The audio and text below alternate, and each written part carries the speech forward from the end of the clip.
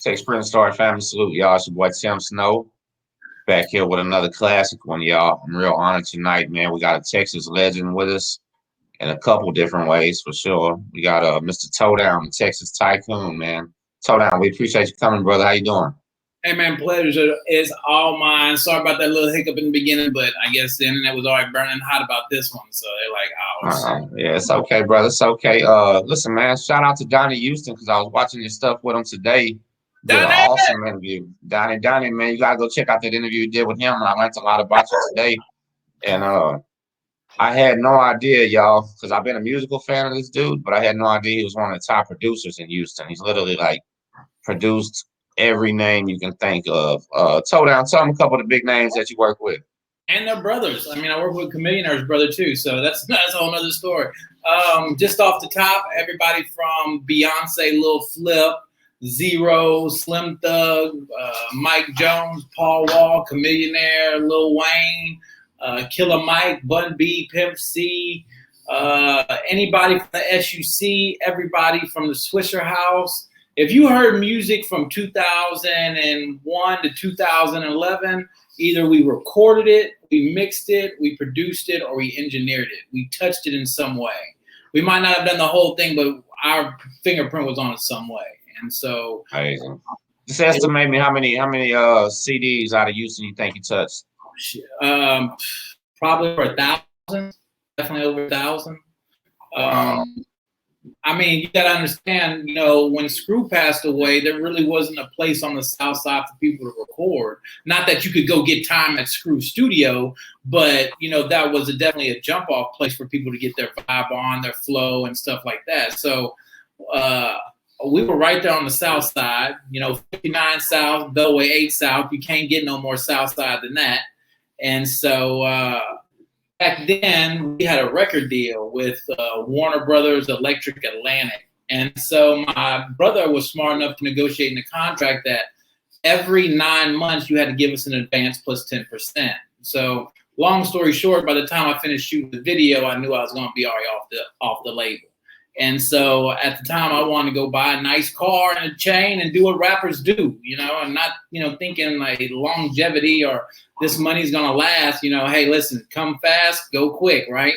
So I was like, I want a Benz and a chain. So he wrote me out a check and I saw that number and I was like, man, it's going to be gone after I get the Benz and the chain. And when I drive off the lot, that's going to depreciate. And I ain't never going to get the money back I spent on the diamonds because I got it custom and it's got my name on it. And who in the fuck wants a Towdown diamond piece, you know, if you're trying to sell it? You know, when you go into prison, you're trying to liquidate everything. You're like, hey, can I sell my dog? Can I sell this picture frame? You know, how can I get this? You know, half of the battle is dealing with your attorney and his greedy ass want more money. And the other half is how can I set myself and my family up for the next X amount of years? And so, you know, going into the situation after the record deal, my brother was like, hey, listen, let's go buy a house. We'll do the MTV Crib thing to it. We'll trick it out. We'll put a recording studio in there and you can forever make records, you know. And this was around 2000, 2001. So having a first all digital studio in Houston was a blessing. You know, we had all Pro Tools gear. You know, it even became one point where we were demoing gear for Pro Tools. And so nice. What had happened was, and this is how life works, you know, things will happen where you want to go and God will put you where he wants you to go, you know. So at the time, we had this studio. I was working on Chicken Fried Steak, which was going to be an exact replica of By Prescription Only, just more country. And so we started working on Chicken Fried Steak, and everybody that came in that worked on Chicken Fried Steak was like, yo, let me get some studio time. By the way, you got an ounce of weed? And so yeah, it was always, you know, one of those and things. You happened to have it for them too, didn't you? Well, I'm going to be honest with you. When you're in that setting, you want to have the best weed, you know, the best liquor, the best engineer. You want to have all that. And so I got a lot of my training from the people that I'm a music nerd. Like when people used to look at CDs, they used to look at the front cover. I would study the credits and see who engineered, who produced, where they do it at, what mics were they using, how they get that sound. I wanted to know how all the fundamentals worked. Hey, listen, I'm sorry to interrupt, but when I was watching you on Donnie, I wanted to ask you, bro, do you consider yourself more of a rapper? Do you consider yourself more of a producer or more of a killer weed grower? Which one was it? Or all three? All of the above. Really, I just consider myself an entertainer.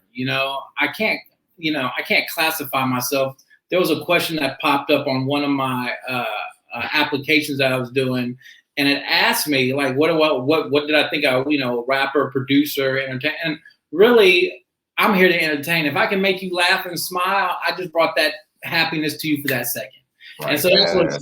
So Gangsta Granny taught me how to use my mouth. She said, "Baby, you can get anything you want as long as you ask for it right." And so, man, that's what's up, man. Listen, a shout out to Gangsta Granny because rest in peace. Right. Mine passed away Friday. You know what I'm saying? So R.I.P. to Grandma. I hear about that.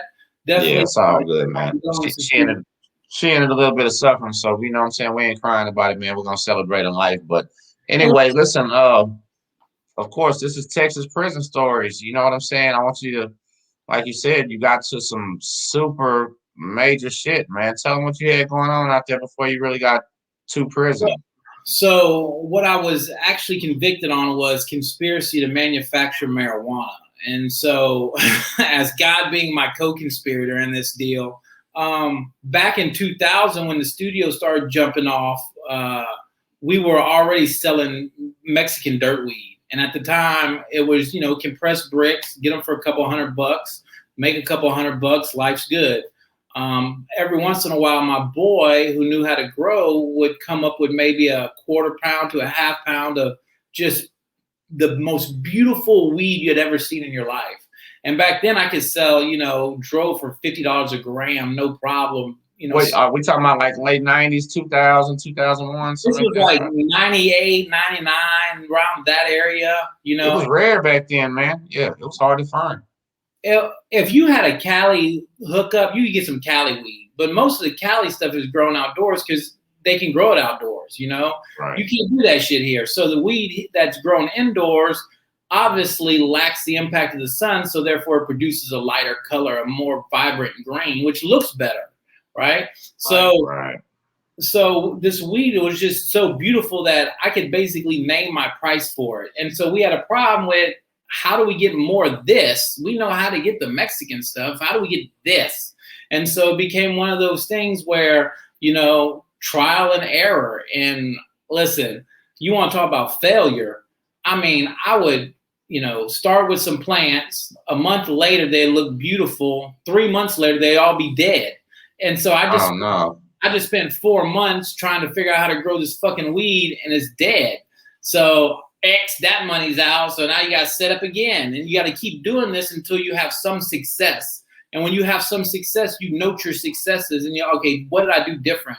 What was the timing here? And so after about 5 years, I bumped into a guy from California, and his game was just so superior than mine.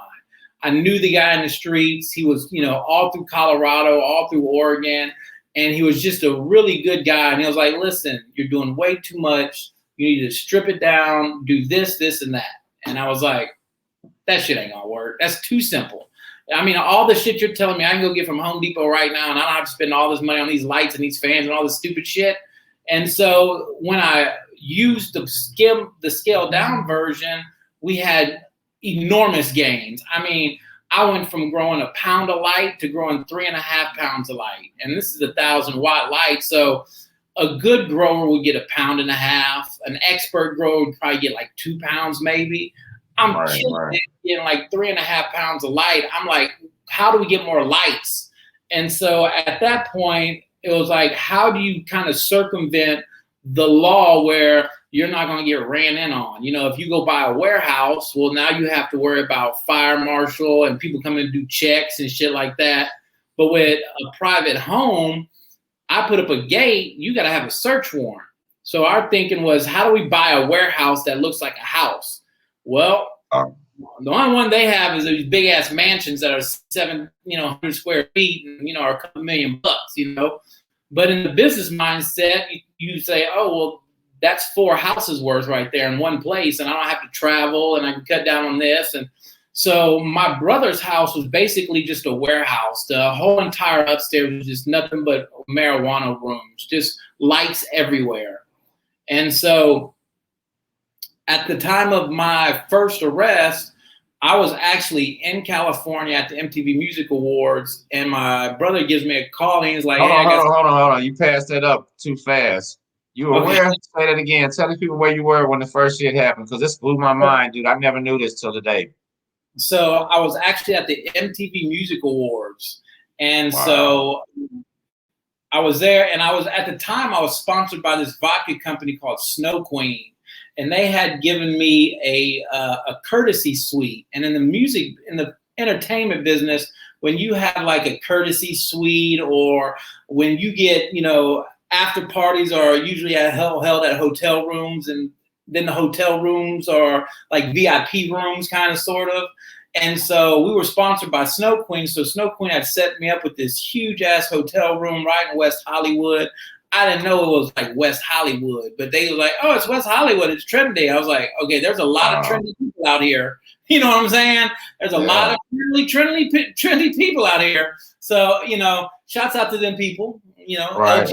RSMVP, all that stuff. And so I was having a good time. I was, had plenty of cash in my pocket. MTV Music Awards, fresh Gucci. Like, I was rocking Gucci tennis shoes before Gucci tennis shoes were even, popular.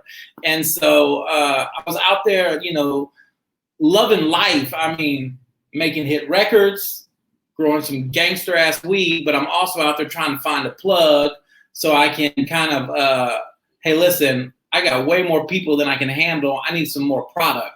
And so when you was on your major run, how long did it last? How long? I mean, some years? Did you get to go some years or what? Because I ain't gonna lie, my last run, I didn't go too long and hit to the feds. It's crazy. It was probably 98 to 2011. Oh, so that was a while. Yeah, big money. It said in the article that I read that they estimated you was $4 million to $10 million bucks, man. That's nothing small right there. That was unbelievable too, right there. What would you estimate, seriously? Hand to God, they like to inflate numbers and try to make things look worse than they are. Consistently, the first 3 years were like $1 million years. And then after that, it was probably, closer to like $6 or $7 million a year. I remember at one time I was making the same amount of money as Andre Johnson, the wide receiver. I was calculating his game checks to my harvest checks. So every harvest I was coming down, I was rocking about 115 grand. No, so you was making Houston, Texas money with season tickets to the Rockets, huh? Oh, all day. And my brother did that because when the Rockets invite you to come look at your season tickets, they want to show you the stadium and wine and dine you and shit. And my brother is cheap. So when we show up, I'm like, "Hey, we got to go pick up our season tickets." He's like, "What season tickets?" "I don't buy no season tickets." So we show up and they start whining and dining him, which is not the way to go when you go up Bernard. I mean, he wants like crackers and cheese and that's it. He don't want anything else. No champagne, no nothing. How much that money and keep it? Yeah, how much is this shit costing and who's paying for it and shit like that? And I'm like, man, just relax, have a good time. Well, that year I was doing so well that I decided to get courtside tickets for the Rockets. And so they were, $750 to $1,500 a ticket. And so, when you're out in California and you're at the MTV Music Awards and life is good and you got fresh cars in the driveway and you rock a new outfit every day and, you walk around with 5-6 racks in your pocket just to spend in cash in case you do want to buy something, which you've already bought everything in, sharper image twice, it's like. Yeah. Listen, I want everybody to know that you ain't playing. I still buy it all day. I mean.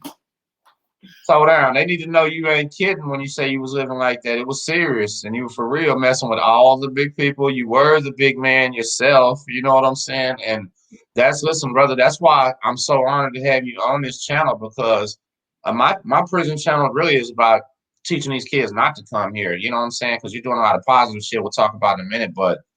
Bro, you was literally on top of the world, like King Kong on the Empire State Building, and caught a federal case, man. Tell me, like, honest to God, when you first found out that people went in your house, man, what was your first emotion and feeling? I know it was scary.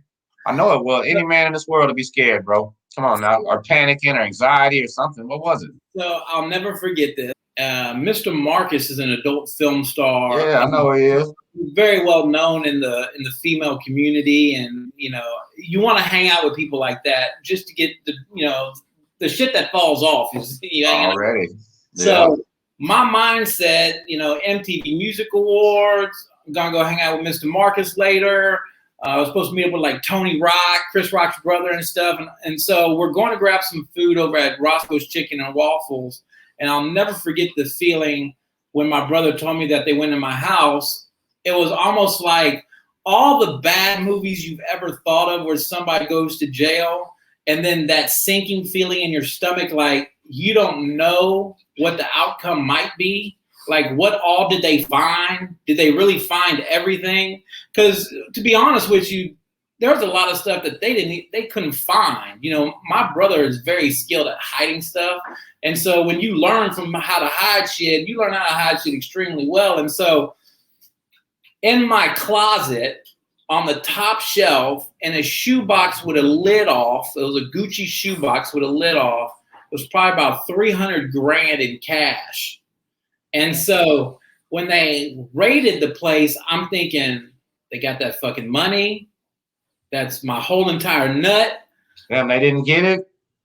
Oh, shit.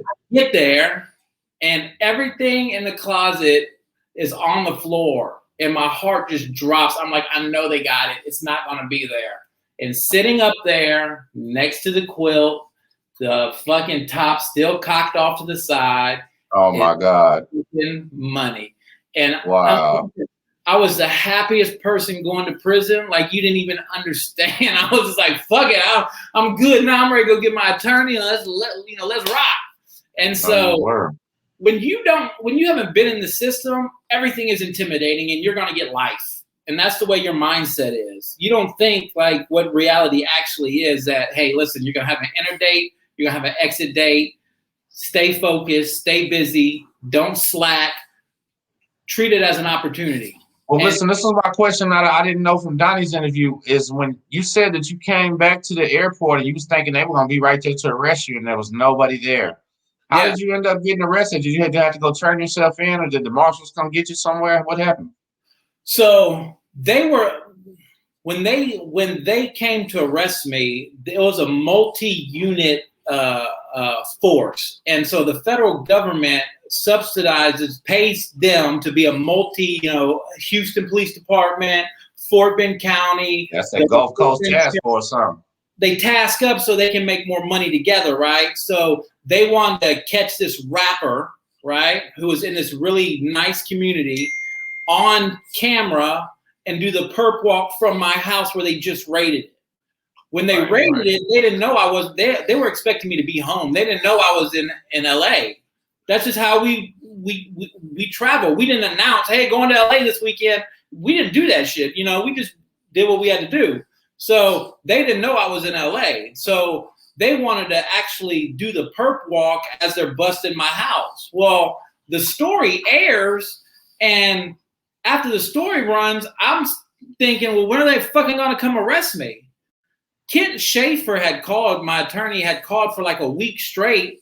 Hey, are you going to charge my client? They didn't come arrest me till like a month later. That was your attorney, Kent Schaefer? Yeah. And so the same attorney that Jay Prince used, the same. Yeah, that's who Peso has right now too. So that's going to be perfect for later, what I wanted to talk to you about, brother. Cool. So, at that point, I'm rocking with Kent. Kent's like, I go on to meet with Kent. And I'm like, okay, what am I really looking at? And he starts yelling at his secretary, hey, bring me that marijuana case from, 6 months ago. What was the number on it? 30,000 pounds, shit like that. You're hearing like, and I got arrested and they're charging me with 15 pounds, So it's like, okay, I'm in really good hands. This motherfucker's lowest weed case was like 30,000 pounds, and he got the guy off, and I got like 15 pounds. Like, this is nothing for Kent. In state court, Kent is the king ding-a-ling. When he walks around, you got Kent with you. Kent squashing it. It's out of there. Don't worry about it. He's got it handled. When you deal with the United States of America, it is a totally different ball game. You Hey, listen, man, hold on. I'm sorry, I don't interrupt you, but check this out.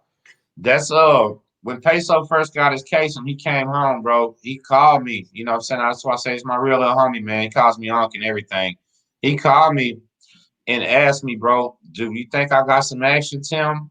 And I had to be dead honest with him, Towdown, and tell him I've never seen anybody with any action to the feds. But Ken Schaefer is a totally different animal. Like I've never had a $50,000 lawyer or nothing shit like that. So you tell me right now, and Peso's gonna watch this too, man. Like, do them high-powered state lawyers when they get to the feds, what happens? Listen, you're better off getting a public defender, and I'm gonna tell you why.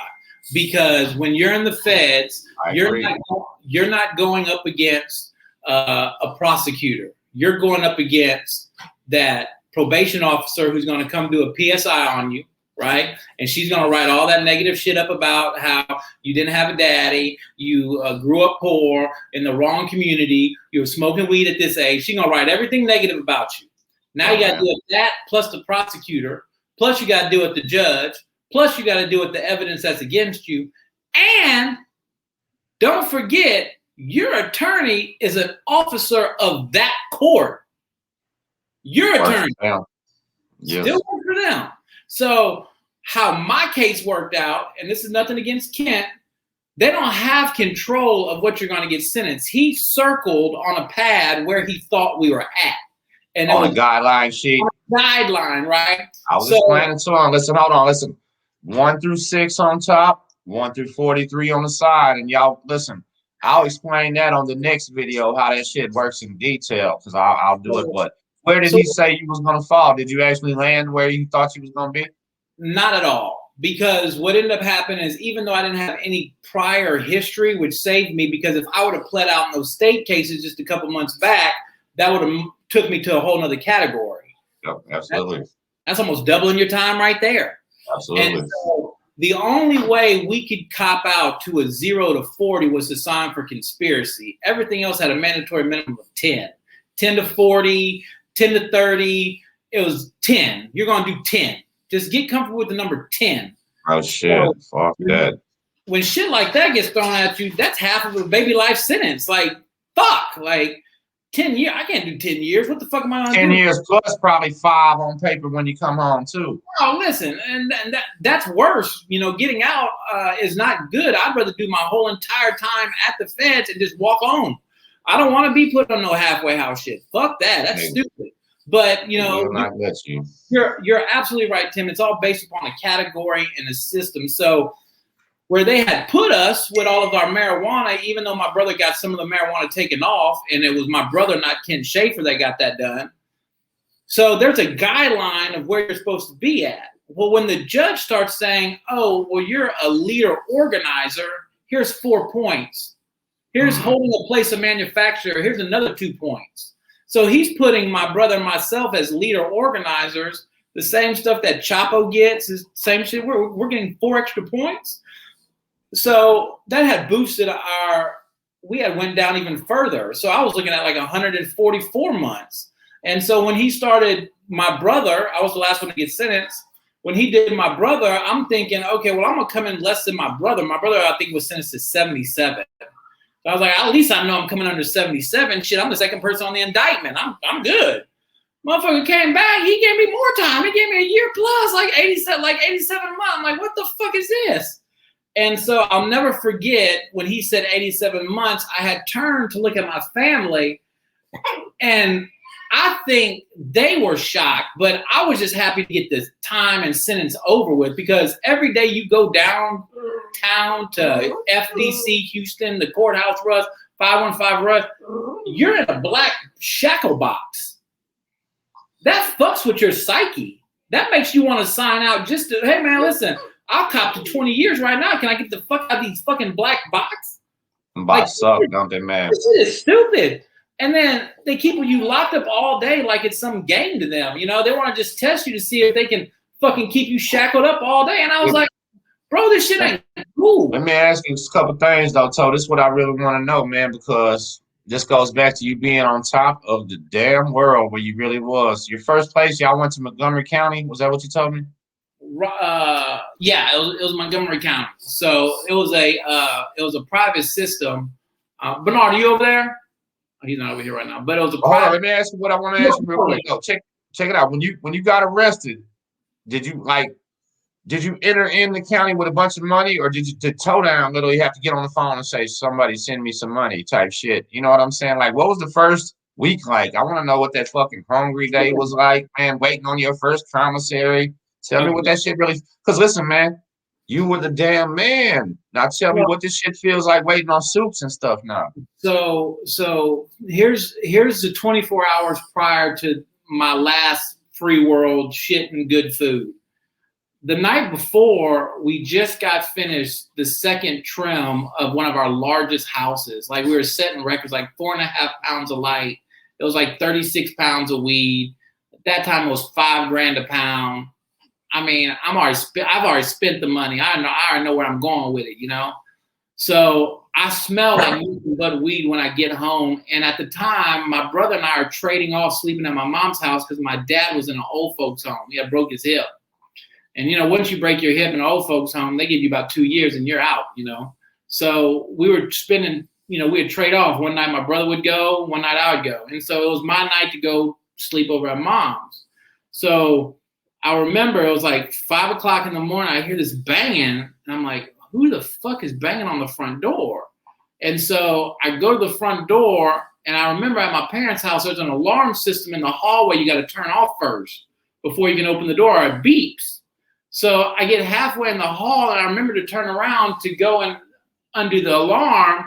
And by the time I turned around and go to undo the alarm, the dude had already hit me in the head with the shotgun. I was on the floor. Oh shit! So I'm coming to, right, and I remember they were dragging my mom out of her bedroom, and she's screaming, right, and I'm like, what the fuck is going on? I'm trying to get myself together, and I remember, oh shit, my pills are in my pocket, and at this time, I'm eating 120 narcos a day. I mean, I need 1,000 pills a week type shit. Like, this is just me personally, you know? And I'm on that shit hard, like you wouldn't even believe. So I remember the pills being in my pocket. I was like, man, I got to eat these fucking pills so I can at least get my mind right so I can function just for today. Not even thinking about withdrawal that's going to come within 24 hours. And so I get an opportunity where I go use the bathroom and they're watching me pee. And I'm like, well, fuck, I can't do it here. Right. And so I just turn around and I finally walk out. And I'm like, well, fuck it. If they pat me down, they find it. But they pat me down. They didn't find it.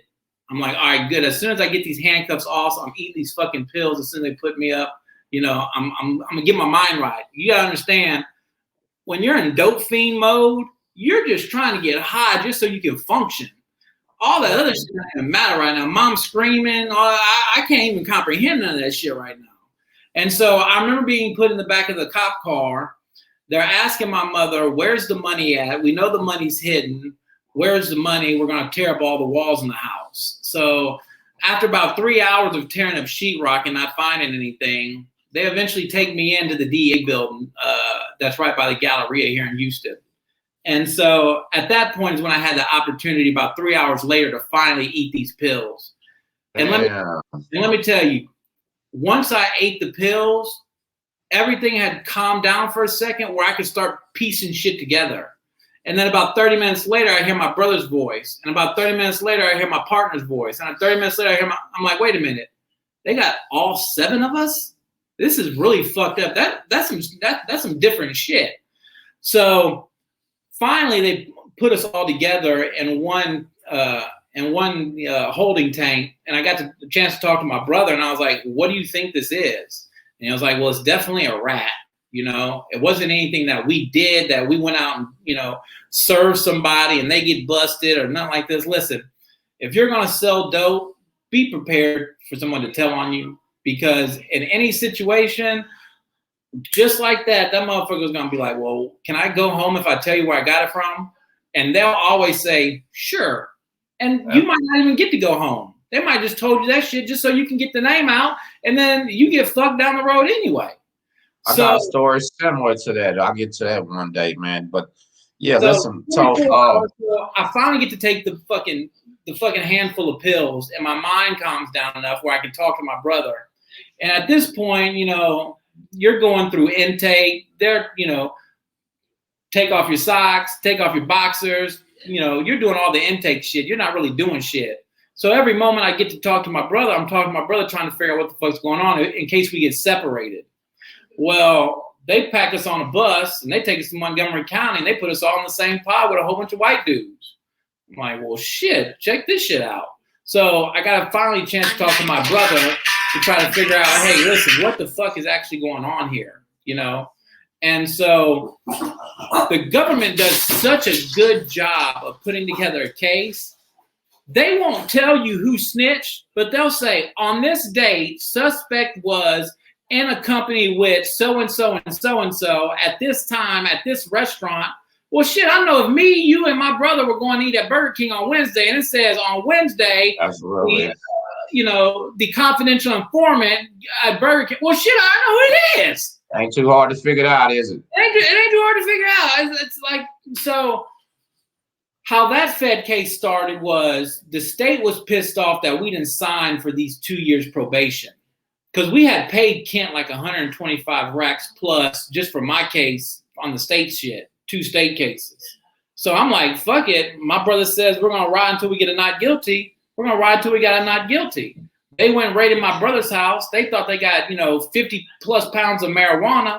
But in the state, they only sentence you on what you can smoke, what the weight is. So they had cut all the plants up and they had got just the weight of the weed. Well, if anybody knows growing, those plants had just been turned on to the bloom cycle. There was no buds on the plant. So there was no smokable content. So that 50 pounds of weed that Big Butch y'all put on TV is now an ounce of weed for these 2 guys. So they were like, fine, let them sign for 2 years probation. They can leave today. Well, my brother's like, bitch, not for an ounce and a half of weed. We paid Kent this much money. We're going to him not guilty. Well, 6 days later, the feds came in. And so what happened in that, just like you see on TV, they find the weakest person and they threaten everything they possibly can. If they see that you're weak in that room and they know they can get information out of you, even though you don't think you're giving information, you are giving information. You are dry snitching some way, somehow, even though if you think you're not, you are. So they find the weakest person and they tell them, those guys are telling on you. They're going to walk. You got caught with a gun too? Oh, you're going to do 10 more years on top of that. Plus the conspiracy with them, that's 40 more years. You're going to do 40 years. Was that worth it for you to go hang with those guys for 40 years? Why don't you be the smart one and talk up first, get you some time off? They're telling everybody on the case that at the same time if they can. They're so sneaky, man. Son, but I'm glad you're telling this because them people are sneaky, man, and people don't understand. There were 7 people on our indictment. I got the most amount of time. My brother got the second largest amount of time. Our cousin got something close to us. Everybody else, the first guy that talked, he got 6 months, 6 months home confinement.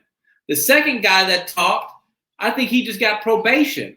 So the people that did the less time talked the most. Absolutely. So after they had the first snitch on us, we were like, okay, we can fight one snitch in a trial and we can beat them. Then there was 2 of them. Then there was 3 of them. Then there was 4 of them. Well, fuck, they got 4 people. Bro. Look, Bernard, it is what it is. I mean, we can go risk it and you can put on your whole why weed shouldn't be a legal trial case and you can do all this, but they're going to sentence us to 20 plus years. If you go and waste the feds' time, they are going to punish you by giving you time. By making that judge have to work that hard for that 1 week, you are going to be adding exponential amount of years to your sentence. And these people better listen to what you're saying because you're not kidding, man. It's serious business. So here, if you're in a situation where should I pay my lawyer or should I put some money up? The lawyer can't do anything because he goes off a guideline that a public defender can do it for you. They work off a guideline. That's not changing. Don't spend that money on that. The other thing is, if you don't start preparing mentally for what you're about to do, like I said, the week, when they focus on the week, it's over. They'll get them to talk about everything. And the next thing you know, if you don't sign for your time, well, we're going to indict your mom. And so that played a big part in my decision and what I had to do. They were like, well, why don't you find somebody to tell on? Well, who the fuck am I going to tell on? My brother? Like, this is it. Like, you want El Chapo? You want me to go down to Mexico? Right. People growing it. Where my mouth, I get it done. I'm fuck it, let's rock and roll. So, the Fed system is a lot different from the state system. The state, Kent Schaefer walks in there, king ding-a-ling, lays it down, boom, you're out, chunk of dudes, we're riding off to the races, Batman.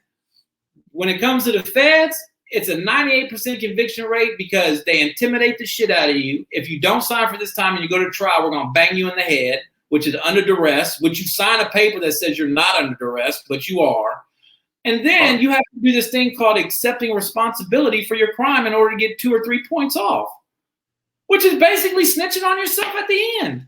So all that fucking pride and shit that you're holding out for snitching is these dudes went and beat you on time. They got less amount of time. They did the same shit you did, got less amount of time and snitch, and they're back out in the world making TikTok videos. Goddamn right, man. It's not right, but that's how the game is, and I'm glad you're telling them, man. It's a real OG talking to y'all. Y'all pay attention to what Towdown's saying, because it happened to me and everybody else, man. But I wasn't, like, I didn't have such a far fall, so I guess it wasn't as much for me, brother. That's why I wanted to, And let me get back to the 24-hour thing. So after we get to Montgomery County, I know in my mind, okay, I'm going to be in for a real fucked up week ahead. I know dope fiend, it's going to take at least 3 days for this shit to get completely out of your system. And when it wants to leave your system, it's leaving every orifice that you got on your body. It don't matter. It's coming out. And so I had a cellie or a bunkie, and I was on the top bunk. And so I would climb that motherfucking ladder so much he couldn't get any sleep because I was dope sick trying to get to the bathroom to throw up shit, lay in the anything. He basically went up to my brother and said, hey, dude, I'm going to beat the fuck out of your brother if he gets up one more time. And so what did I do? I recognized, hey, listen, this is not my environment yet. Let me lay my ass down on this floor where I'm not going to bother anybody. So I made it on the fucking floor, and I just fucking, everybody knew I was fucked up. They were like, oh, he going through it. So I got a break, a reprieve for that first 6 days. Absolutely. People grab my trays, hey, hey, you need coffee, are you okay? They want to see your paperwork to see if you're snitching or if you plan on snitching, or are you there to get information on another case? Listen, as soon as you walk in your door, it's eyes open, ears open.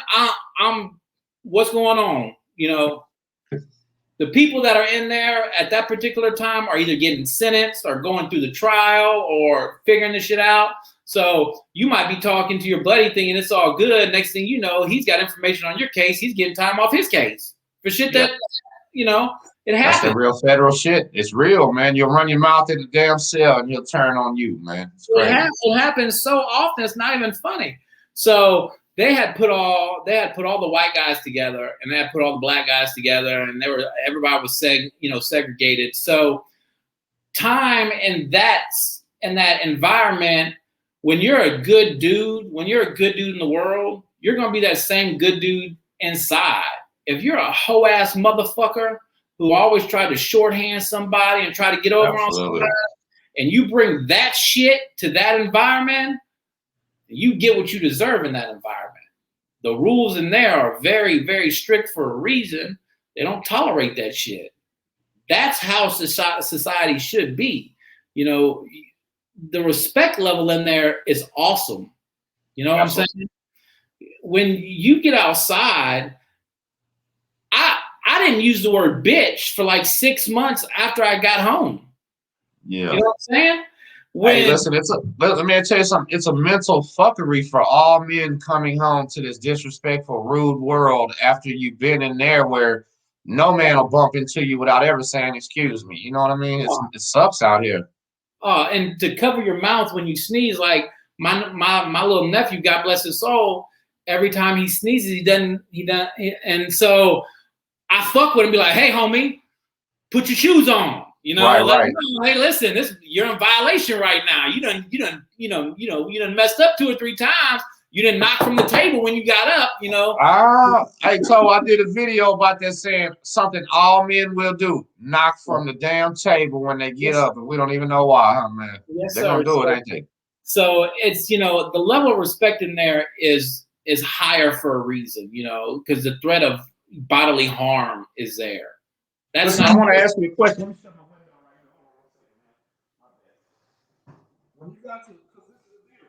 And this is something that a lot of people want to know about. It's real interesting to everybody because my little story is I'm the white crip and all this other shit because I grew up in Lamarck and everything. Well, man, you was like literally the only white guy from the screwed up clique, man. Shout out for that. That is badass. When you got to the feds and you got to Beaumont, how did they even treat you like that? Were they like, damn, here's a badass white guy? Or were they like, this guy messes with the blacks? Or was everybody cool? How does it, man, listen, this is what I want you, this is what I was asking you. Because these young cats that are famous are fixing to go. To keep it 1,000, and I'm going to just be real with you. Listen, at the end of the day, when it comes time and you stand in front of God, you are what God made you. I'm a white man, okay? When I got to prison, the white guys were my guys, okay? The respect level from the black group in the community, because I was Towdown, allowed me to have a chair in that TV room. Now, I didn't have the king ding-a-ling spot with the remote, but I was in the environment. I was respected. I had a place. It was all good. I could cross those boundaries. When the white guys saw that, they automatically knew, okay, this is a guy that could potentially speak for us when we need to communicate during bad times. Right. In prison, if you're an effective communicator, you can get a lot of shit done. Time becomes so much easier when you can effectively communicate. You know, when you don't have a lot of race problems in the unit and your unit is chill and they're not fighting going on, you can do a lot more hustling. But if your unit is hot and there's hotheads in there and they want to go to the bathroom every 5 minutes and the guards have to keep coming in and they got to keep fucking around, well, they're going to keep fucking with that unit. So, absolutely. And so listen, check this out. When you first got there, that's your first time in prison, right? First time being locked up. I was baptized in Montgomery County. We eventually moved to FDC downtown when it came closer time for our sentence, which kind of prepared us for going to a yard. And so being in that environment, that's like being in more of like a high or a medium, you know, because there's different offenders that are going. There's everybody from that chomo that you see on TV that's about to get 30 years to the guy that just knifed his fucking wife, you know, all of them are there. So, and you're watching TV and eating dinner right next to that motherfucker, and they could jump off anytime. So that kind of prepared us. Like when I first got there, my brother tells this story. When I first got to FDC Houston downtown, I would sit with the blacks, right? And so everybody downtown, when I got to FDC downtown, that more people knew who I was than I was out in Montgomery County. I was just in a white tank. Those guys listened to country music. They weren't really rap guys. You know, I couldn't you know, shit like that. I couldn't do that in Montgomery County. But when I got to FDC Houston, I can now, you know, enjoy the music that I'm accustomed to, hang out with the people that I'm accustomed to, you know, and do that type of stuff. So the TV that was on the wall was designated as a black TV, and not ever doing prison time, not knowing that the TV is the almighty being in that entertainment realm for prison. You cannot get any better form of entertainment from that TV. And if you get those privileges taken away, you're fucked. Like the TV is the TV, and it's the king thing in there. So I didn't know that, hey, the black guys got one, the white guys got one, the Hispanic guys got one, and the chomos might have one if the white guys don't stand up to the chomos and get the TV back. And so when I got there, I didn't know about the TV. So I like to watch the same things they like to watch. They like to watch Family Guy. They like to watch, you know, all the love and hip hop shows, the BET stuff, you know. So I know the times. I sit there. I'm a tall guy. I'm gonna get the TV for you guys, right? So I'm up and down turning the black TV, not knowing that I'm sending a bad signal saying, hey, there's a white guy touching the black TV. What the fuck is he doing touching the black TV? Right. So all of a sudden, I see a whole bunch of black people stand up and they move around to a cell. And my brother, he's sitting kind of close to me. I'm like, hey, man, you see what's going on, man? Something's about to pop off in this motherfucker. Oh, my God. There's about to be some action Jackson going down there. It's about to get good. Yes, y'all, man. And so my brother, being the OG that he is, he kind of strolls by and like pokes his head in and walks on by to his cell. And all of a sudden, I see one guy follow my brother. And I'm like, okay. So like making sure everything's all right. So they go into my brother's cell and, you know, they chop it up for a minute. And then all of a sudden I hear, Towdown, get your ass over here, motherfucker. And I'm like, oh shit, what the fuck did I do? And they're like, hey man, listen, we love and respect you. We appreciate all that you've done, but you got to understand from a black person's perspective, when you touch that TV, it looks like you're taking control of that situation. And so I knew right then and there, I had to change my thinking about how people perceive things in prison. What I think is not a big deal. Like I got 5 flat screen TVs in my house.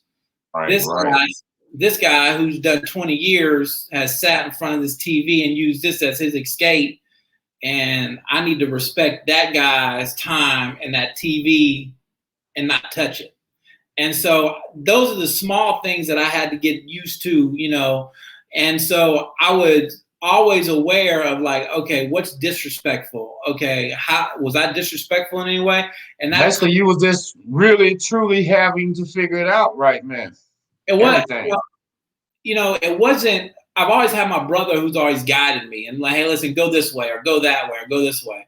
So for the first year that we were together, everything was cool. But when I got sentenced to Beaumont Low and he got sentenced to Oakdale, I'm like, well, fuck, what the fuck am I gonna do now? I gotta do my own shit now, you know, like what the fuck? But the first night I got there, group of white guys came up and they asked me the question that I would later on ask somebody else. Hey man, have you ever touched a kid before? Right. Hey man, are you telling on someone's case? All right, well, we're gonna use Pacer, we're gonna look you up. Let me get your Fed number, blah, blah, blah. I'm gonna check your paper.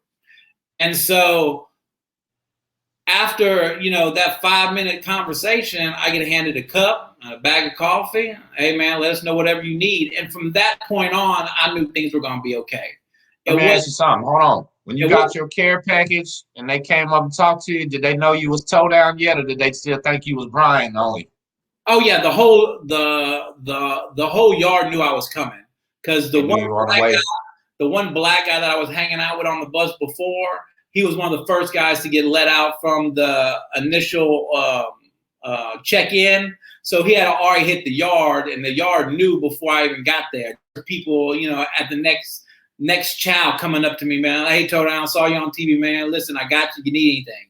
So it was, you know, for the people that knew who I was, they showed a lot of love and a lot of respect. And for the people that didn't know who I was, they found out that I wasn't that fucking arrogant asshole that comes with all that, you know? Right. Oh, listen, he's going to tell us his war stories of everything that he's got. How many more fucking times do I have to hear a story about your car and about the girls you used to fuck? Right. About the money you had. Hey, listen, man, that shit, when I went to the feds myself, I was on house arrest, and it was my 3rd time in, bro, and I was, you know, a little different, kind of a little more aggressive, I guess, or something. But I literally spent 9 months taking pictures of everything I had. My Mercedes, my Lincoln, all this shit came in with everything, me and Point Blank and all the homies. And listen, when I came in, I had a shoebox ready to come to me. And honest to God, when everybody seen the shoebox, they started hating, bro. It wasn't like, man, I thought it was gonna be love. Like, look what I'm doing out there now. It was really some hating ass shit. They were like, damn, you had a Mercedes and a Lincoln, bitch. I didn't have that. You know what I mean? It wasn't like I thought it was gonna be. So I learned early on, don't send me a whole bunch of shit from home that I don't have anymore, that I want to be reminded of that I don't have anymore. You know, really? Like I burnt up my credit for over $1.5 million. So, I mean, pictures. I got sent pictures one time, And after I got them, I got rid of them. And I'm gonna tell you why. Really? Because I realized I was doing the same thing those guys were doing. I was showing you that, hey, listen, I was smart enough to get this money, but at the end of the day, you and I are both in here. I mean, yeah, I can get all that shit again. That's not a problem. But how do I prevent coming here again? Real. You know? What the fuck? Like, so I was blessed early enough to get to be a celly with a real OG. And he laced me up with game. And I mean, he told me, don't enter a conversation unless it brings value to you. Don't just talk to let people know how smart you are.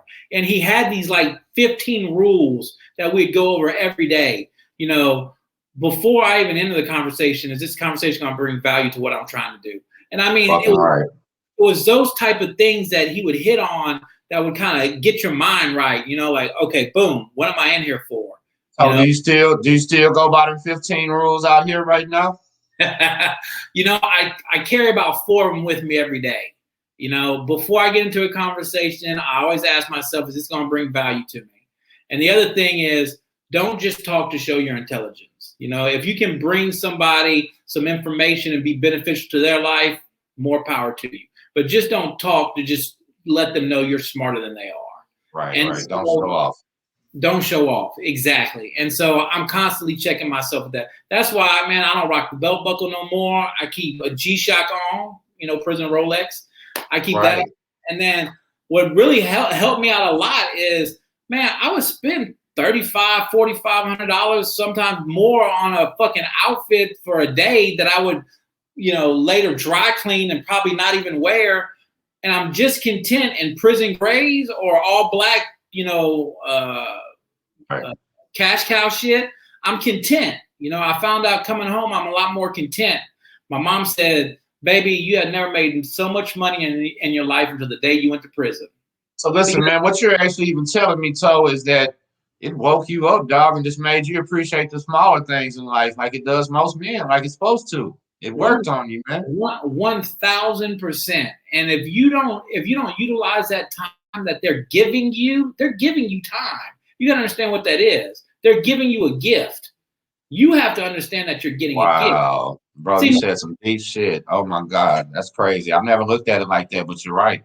Most people don't understand that you're having an opportunity to reset. Get rid of all those scallywags that ain't no good for you, that call your phone just to complicate your life.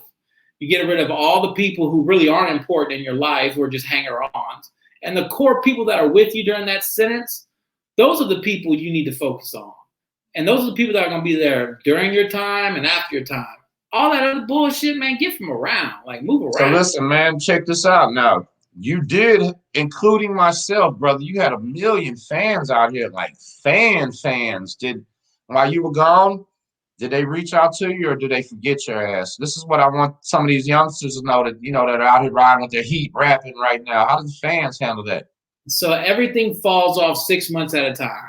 You know, when you're first there, you get the fresh pictures sent in. You know, everything's popping. You got a core group that you're communicating with every day. The phone, you're staying on the phone constantly. Everybody's in communication with you. 6 months later, half of that's gone. And then 6 months later, half of that is gone. And then 6 months later, half of that is gone. Until you get to the point where you're not on the phone all day long. Or you're not in front of the computer sending out messages all day long. Yeah. You understand that, well, shit, the real people are the ones that are right here with me right now. So when it first happened, it was, you know, I get some fan mail, but after I had done my first year, gone and forgotten about, they were just waiting on the Towdown rebirth, you know, when's he coming home? And I don't even think that many people even were waiting for me to come home. Even my own brother, who I don't even talk to, thought I was getting, you know, 40 years. So man, honestly, when we heard about this same shit, we didn't know a lot down here where Towdown and how much you got. We just knew you was gone, and we heard about you with the big bust, and like, brother, you literally disappeared. You know what I'm saying? And that's what this prison shit is. That's why I try to tell everybody. 3 times in my life I've disappeared, man, and you do not come back for years, brother. That's really what it is. And you know, you learn to look at things a lot differently. Like I look at life more in seasons now. I know that's really weird, but I remember going to get my jacket and going to turn that motherfucker in. You know, Right. That was that green jacket. Y'all had that green jacket at the low. Well, at the low I had the browns, and at the camp I got the greens. Now camp life shouldn't even be prison. That is basically adult daycare. There's more cell phone. I did the best coke in my life in prison. Like, bro, did you see just the other day another kid ran off from the low again? He's on escape right now. It happens all the time. How many people did you see run off when you were over there? I was fortunate enough to be the compound PM orderly. So my job was actually sweeping the front gate where there's no gate at all. Oh, shit, there's not, yeah. And so we were so live with it. Your girl would drive up with her friend, right?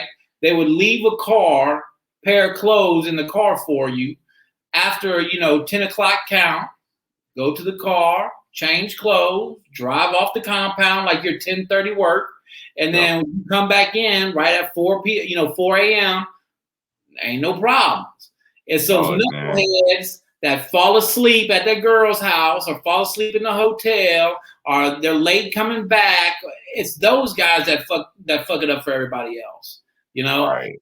There was one dude that was so cold-blooded with it. He would go out every fucking night where he was walking to Walmart one night and bumped into one of the CEOs that was off duty. Wow. What did the CEO say? Did he get him? Listen, the guards are just like the prisoners when you get to a camp. Only the guards with seniority get to work the camp. You know what I'm saying? So you get to work your way to the camp. Like in their world, you start out at the high and you get to the medium, and then your job gets less stressful and you go to the low, and then you really made it as a CO if you get to go work at a camp. Because there's really only 2 guards on duty and they stay up in the front the whole time. I mean, right. Open. It was legendary. Yeah. Listen, we were at the I was at the medium and we could just see the camp out my window and I just see shit, man. It was like, wow. But listen, the song that you did when you came home about the I Used to Know, that's one of my favorite songs there is right now, man. I mean, it's been for years right now. Did you write that song on the inside? Because that shit, listen, everything that you said in that song touched me deeply, brother. And I'm talking about to my soul, man. And I felt everything about it. Well, listen, man, I appreciate hearing that. You don't know how much that means. So while I was locked up, I was with this guy who let me know, hey, listen, start working on your music now. So when you get out, you don't have that rusty period, where you sound rusty and shit like that. And so I had written 4 notebooks full of raps, some of the stuff got redundant at times, but I just kept writing, just to keep up with the craft. And so I had a whole bunch of songs that I wanted to record when I got home that I had made in prison. But when I got home and heard new, fresh shit, my mind is different, huh? It was like, fuck all that stupid shit. Let me move forward. Let me make a song about it and then we'll move forward and, keep rocking.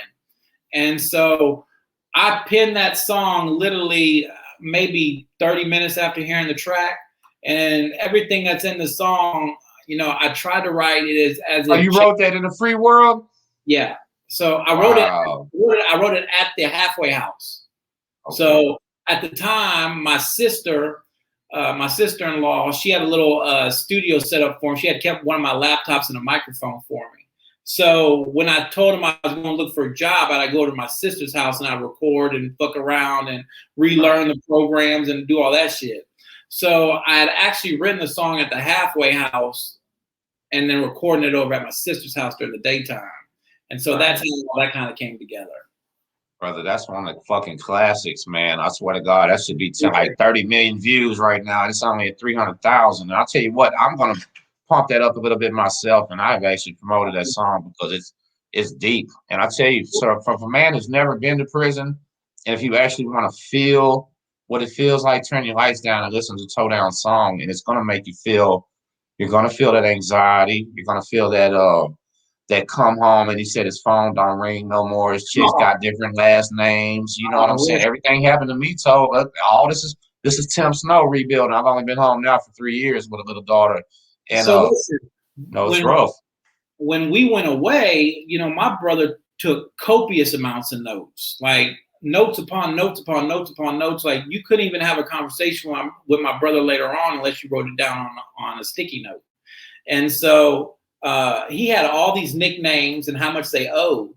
And I mean, there was probably a good $500,000 that was owed when we went away.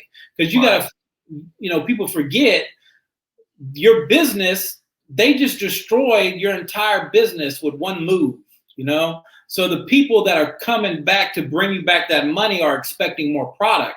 Well, you're not there to deliver that product. So what are they going to do with your money? They're going to go spend it on somewhere else. So the money that was coming back to you now, that's your money, is going somewhere else because they got to keep rolling. And what are you going to do? You're going to take money out of their hands? So, you know, it's like, I kind of got you into shit, but damn, I need my money. And so when we came home, there was a collection time, we're going to say. And I learned that if I focus on that old money, I'm going to be stuck in that old shit, fucking with those old motherfuckers still in that stupid ass space. No, you're going to do so. You're going to end up having to kill somebody for that money and lose your life, man. For real. Exactly right. Let me prevent me from getting mad and angry, right? Because they're going to tell me something stupid like, well, man, I've had it rough. Motherfucker, you had it rough? Right, I know. Got 87 months under my belt. You had it rough? Yeah, Pop passed away. Mom had a stroke. I don't know if she's sleeping in the dark. I don't know if the lights are on. I don't know who's taking care of her or what. You had it rough? No, man. You don't even know what rough is, you know. So there was that time where there was a collection period. And once I let go of all that, my life became so much better and I made so much more money than trying to chase down that old money. That's what's up. That's what's up. I know you got a lot of shit coming. The first time when I seen you, I seen on Facebook, it said Towdown, cash cow home buyers. Tell me what you got going on right now. Let these people know, because listen, hold on. Let me say one thing. You came home. Well, fuck. Tell me how you did it real quick, because that's what people need to know, man. People get the stigmatism on them that they're just a convict and everybody hates them and they can never do anything. That's not true, man. I'm one of the best men in my job and you're fucking running businesses, man. Tell us how you flip this shit. If you fall into that stupid ass, I'm a convict, can't get a job, well, then you're a stupid ass and you shouldn't have a job. And that's just the end all. I had learned a long time ago that having different revenue streams is vital to a successful company. You know, not having all your eggs in one basket. And so coming home, my brother wanted to do real estate. And he had learned about wholesaling real estate, which is basically middlemaning. What we do is we go out, we find houses that are in need of repair. We buy ugly houses, let's say. And so what we do is we put a contract on that house for a small amount of time, let's say 2 weeks. And in that time period, we then sell that house to somebody who wants to flip a house. Somebody that might have just watched Joanna Gaines doing some painting and they're inspired and they want to do a flip, or an experienced flipper who's done 100 flips wants that house. So what we do is we just put our little $5,000 or $10,000 fee on it and we just middleman the project. And so y'all are the guys out finding the houses? Correct. So I drive around in a big Suburban that's wrapped like a cow. It says we buy houses, you know. So it's basically finding distressed properties and then not having to put up any upfront money, because the only thing you're doing is selling it to somebody who's buying it. So like a flipper, and their funds are going to purchase the property. So you don't need any upfront money. So I didn't need $100,000 to go start this company. I could be up and running today if I just went out and hustled. That's the key to the whole success. Awesome. Let me ask you this, Toe. Check this out. At the Medium, they were actually having classes where they were teaching the inmates how to do this. Is that what your brother learned, or did he learn from an official class, or did somebody teach him? No. So back when we started growing dope, what I wanted to do is, after the life of a house, after about 18 months of growing dope in that house, I wanted to convert that house back into a livable condition and then rent it out once it had already been paid for. So my plan was to grow dope in the house till you can pay it off, and then put a renter in there. And now you got a rental income on 25 houses, free and clear. Wow. You already paid it off. You had a fucking master plan. Wow. So, and that thinking and that mindset, we were already prepared buying houses back then. So buying houses now is just like, okay, where's the money being made at? Well, there's a lot of money being made in wholesaling. All right, well, what is wholesaling? Wholesaling is finding a distressed property and selling it to a flipper. Well, how much does that cost? It doesn't cost you anything. All right, so what's required? It's going to require some hustle. It's going to go out and find these buyers. Well, where are the buyers at? Well, there's a place right up the street that's doing a real estate workshop, a meetup. And I'd go to the meetups and I'd meet people. And the same thing I was doing in the radio with music is now I'm doing with the real estate meeting. Networking. It's all networking. And so there's different meetups, and now it's become easier because you can do the meetups online. So now I'm meeting the investors online. I'll tell everybody what I do, and eventually, hey, didn't you say you buy houses? Or hey, do you have a house for sale? And so deals are now flowing in and out because I've let people know, hey, I'm buying houses. So it lets people know, hey, there's a guy, he's buying houses. He can close real quick. I can close in 30 days. That's just the standard operating procedure. But, we tell them we close in 30 days. It's a cash offer. And it makes people's lives a lot easier because they don't want to have to deal with the headache of trying to figure out how to put this house back together, what colors, what fixtures. That's it. Hold on, let me ask you something. Who does Towdown work for right now? He works for himself and his brother. Y'all work for yourself? So my brother and I are 50-50. And so ever since the days of bagging pecans in the backyard to selling puppy dogs. And so what we do is we have multiple revenue streams. So we also do a rental car company with Toro. Toro is an app that you can download that you can rent out cars. So the cars that I'm not using, I'm renting out. So my fleet is making money instead of me spending that money on something that's not going to have any value. So I'm getting that money back. So then we have the French bulldogs that we do with my mom. And these are like super. Hey, Lindy. Let me see if I can get a special guest to come in here. I'd love to see. And tell me about them earlier. So what we do is Mom and I, we breed French bulldogs. And hold on one second. Can you bring Moneybags? Can you bring Mr. Moneybags? So my mom had a stroke while, let me back up and tell you that story real quick if we got time. My mom was going to FDC Houston downtown to visit my brother.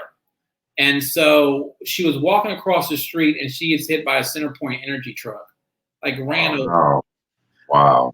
I'm at Beaumont Low already, right? I find out my mom got ran over by a fucking truck. I'm freaking the fuck out. If you want to talk about anxiety, I can imagine. When you know your mother has been in an accident and you don't know the outcome of it, that's the worst feeling ever. That's a physical sickness right there. I already know. Woo! I don't even want to tell you. Your boy was going through it that day. Like everything, like the tears in my eyes would just well up. Like I couldn't be there for her. I couldn't tell her it's going to be okay. And, so what ended up happening was she was on a blood thinner at the time. And they took off her blood thinner. And when they took off her blood thinner, she ended up stroking out. And so she had a stroke. She got ran over. She had a stroke. And so that whole time of being locked up and not being able to help, not being able to do something, I knew that my rest of my life's mission was to make her happy. So when I get home, my number one job, before I do any real estate, before I sell any dogs, before I rent out any cars, hey, is Gangster Granny okay? Did she get what she want? Does she want to go do real, man. Whatever she wants to do? It's her world. So if at the time I was doing all this reading about prolong your parents' life by finding them a puppy or a cat or an animal that they can, shed some love on. Right. So when we got Bella, her eyes just opened up and she became a different person. It was like she was back to normal. She could, where are the babies at? What are they doing? And So, wow, that's awesome, brother. Yeah. you bring me Mr. Moneybags. She probably ain't paying no attention to. She ain't paying no attention to them. Sorry about that. Yeah, it's not That's like all good, brother. I'm it's not having like fun, we're man. house or some shit. I just got the dogs on the other side because dogs are noisy, and you don't want dogs noisy on a podcast. And they fucking. Brother, I'm having fun, Towdown. This is like this is a big honor for me, brother. I'm talking about major honor, man. Thank you. I just appreciate you being here. Man, no problem. She's coming in right now with him, so give me a minute. I'll show you Mr. Moneybags. But the whole Fed thing is different, and I just want to let people know from the jump: don't waste your money on that lawyer that's promised you he's going to get you some certain time off. Because what ended up happening to me was your lawyer most likely has other cases in that court. So sometimes the prosecutor will get with the attorney and say, hey, listen, I'll give you this case if you give me this case. Or I'll give you this case if I. So now you're in a different politic game, right? Does your lawyer have enough swagger to politic like that? You know what I'm saying? So you might be caught up in that cross. You're paying out all this good money. You're thinking you're going to get the best deal. Your lawyer just handed you over for his other client who's paying. Well, that's real. Yes, sir. Your paying lawyer will do that to you sometimes. And so what I learned is that most of the successful lawyers are snitch lawyers. How this works is they convince you should talk. They're going to get you less time. You're going to turn around and the lawyer's going to look like he's done something fantabulous by getting you less time. Well, in actuality, he just negotiated a plea deal where you're snitching. So it makes you get no prison time. So you can go say, well, man, I spent it on my lawyer, man. He got me off. Yeah. Most successful lawyers are snitch lawyers. They win by bringing an easy conviction to the prosecutor.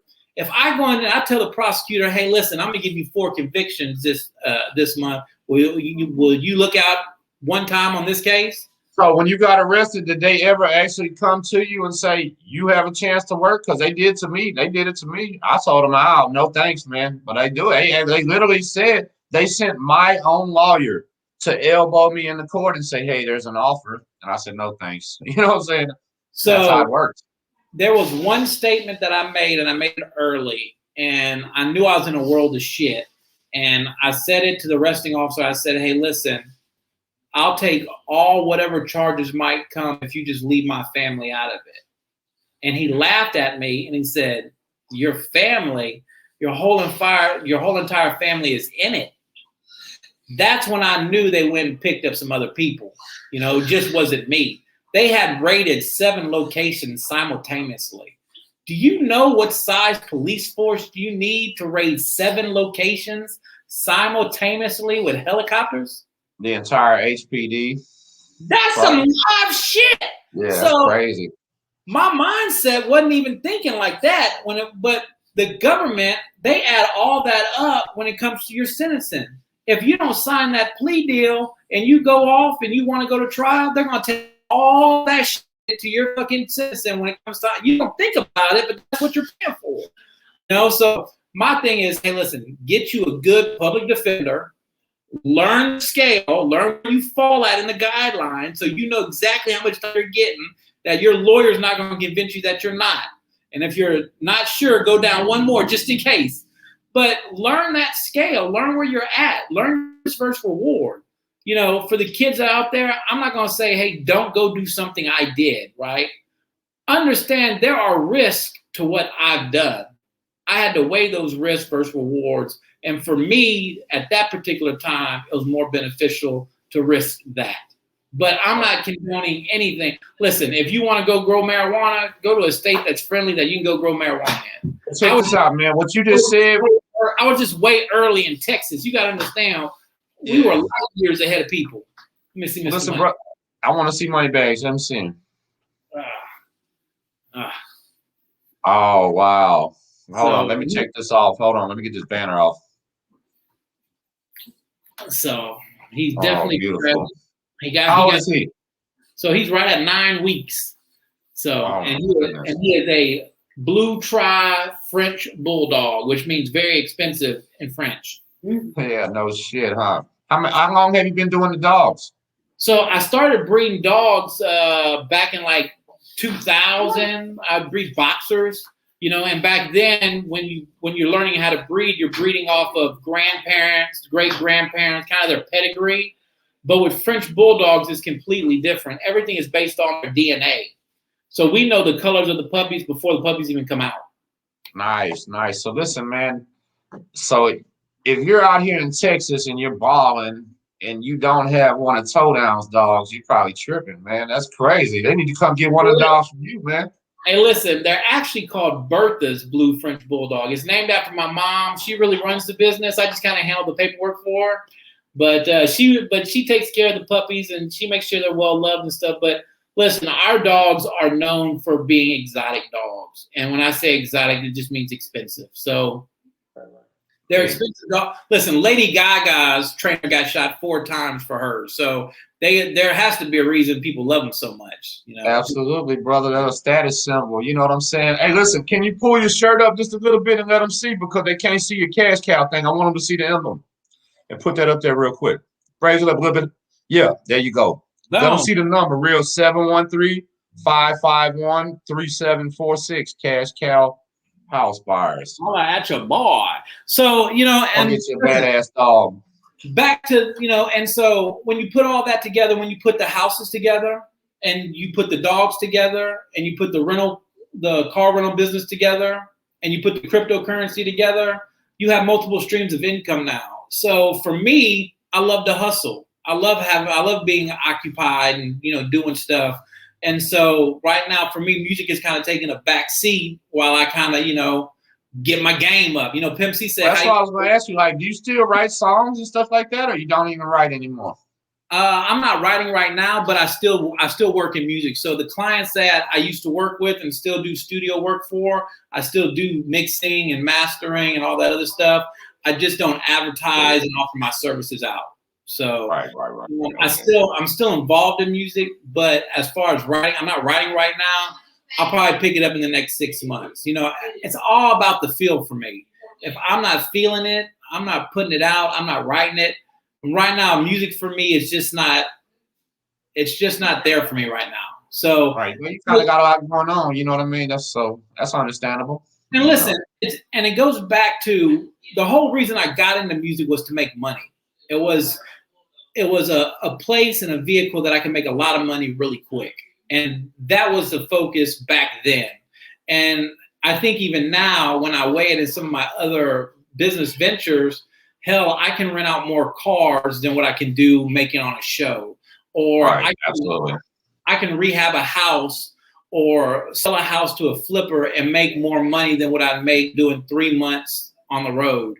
Or hey, listen, do you and your brother, do y'all have any you don't got to give any game away, but is there more in the works for y'all? Do y'all got bigger shit coming more? Because you talking about multi-streams. I'm pretty sure you're not happy with 3 right now. You're probably going to have 10. So y'all got coming? So when you get into real estate, the very first thing you want to do when you get into real estate is learn how to buy a property. And all the money that is made in real estate is made at the purchase of the property, not when you sell it. If you can buy it for the right price and buy it for a low enough amount, now your profit can be, it can go off to the moon. So learn how to buy the properties right. So what we're doing right now is we're growing. So we know how to wholesale properties. We know how to do fix and flips. We know how to do new construction. And so now we're at the point where we're going to be into development, where we actually get the parcels of land and develop the streets and the street lights. Right. Well, that's the guys I work for down here that are doing that type of stuff. Absolutely. Oh man, so golly. So you're going so major, it's unbelievable. That's basically what's happening. It's coming, and so for us, development is the next natural step for Cash Cow. Developing, we have a golf range idea that we're thinking about doing in Pearland over here. So, definitely it's one step in front of the other when it comes to, your businesses. Don't try to run if you're just getting off the ground. You know, I've seen a lot of people get a good idea and then, you know, they don't do anything with it, you know. So are you telling these people crawl before they walk? Is that what you're saying? For real? Please crawl before you walk. You know, I know some people, you know, they want to be in the dog, you know, they see me doing well with dogs and they'll immediately go throw $50,000 at some dogs and they'll, well, what do I do next? And I'm like, hey, listen, you're running before you even started walking. Why don't you slow down, toe down? And, you know, so definitely crawl before you walk. And listen, it's okay to move in slow motion. Slow motion is better than no motion. And that came from absolutely.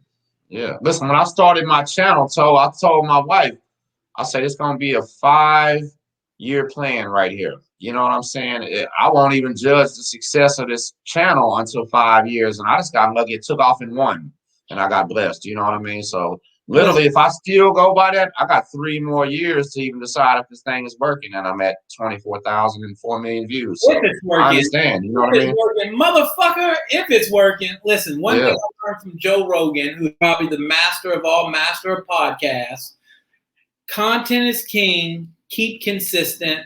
Keep putting it out there, Tim. You're going to be all right, man. You're in a good spot. Thank you, brother.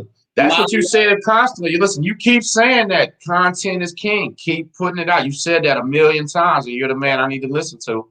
That's right. I guarantee I will, brother. And this is probably my favorite episode I've ever done right here, brother. So I'm excited about it. You let me know when you're ready to do part 2, and we'll do part 2. We will, man. Listen, Towdown, thank you so much, brother. And man, just God bless you and your brother, man. Gangsta Granny, everybody. Thank you so much, brother. Hey, I'm gonna put the link to your cash cow and everything in the description, man. And I'm just glad to see you out here. Listen, as a man, I'm glad to see you out here doing better, dog, and just with a different mindset. Anybody needs a hand, hit me on the horn, 713-551-3746. I'll answer. Just give your boy a call. That one of the realest cats in H-Town right here, man. Towdown, the Texas Tycoon. Thank you, brother. This is Tim Snow, Texas Prince Store. We're going to get out of here. We will bring them back. I promise, man. Thank you so much. We'll catch y'all later.